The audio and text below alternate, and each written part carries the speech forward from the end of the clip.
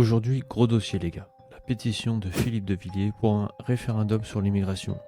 Plus de 1,7 million de signatures en 10 jours. C'est du jamais vu. Et là, attention, même TF1 et France 2 en parlent. Léa Salamé qui déclare la guerre. Anne-Claire Coudray qui en fait carrément la promo. Les élites sont en train de paniquer parce que la voix du peuple monte. Reprenons les faits. Le 6 septembre 2024, Philippe de Villiers lance sa pétition Sauvons la France sur référendum-immigration.com.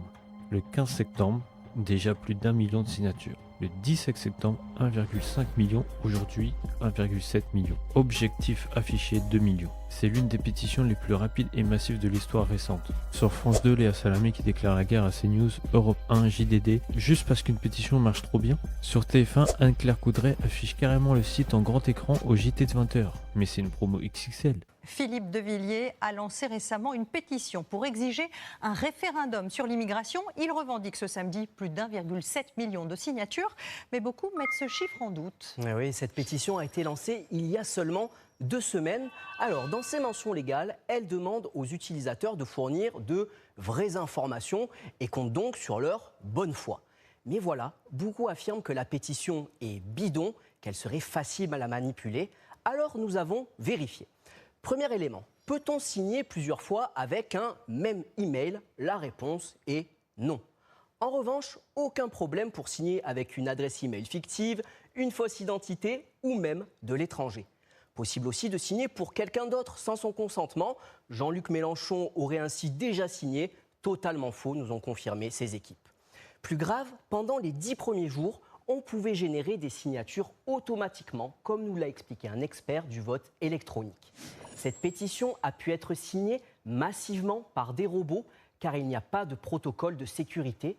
Cela rend le chiffre de signatures. Quand c'est pour les baleines, c'est de l'élan citoyen. Quand c'est pour l'immigration, c'est la guerre. Et bien évidemment, quand ça marche trop bien, il faut casser la dynamique. France Info qui dit chiffre invérifiable, emballement orchestré, erreur technique. Mais soyons clairs, toutes les pétitions en ligne fonctionnent comme ça.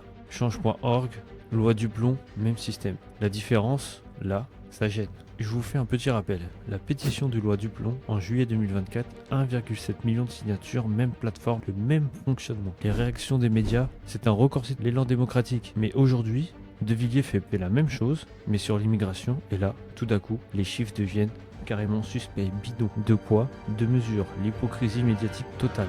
La peur du système. Pourquoi cette panique? Parce qu'ils savent.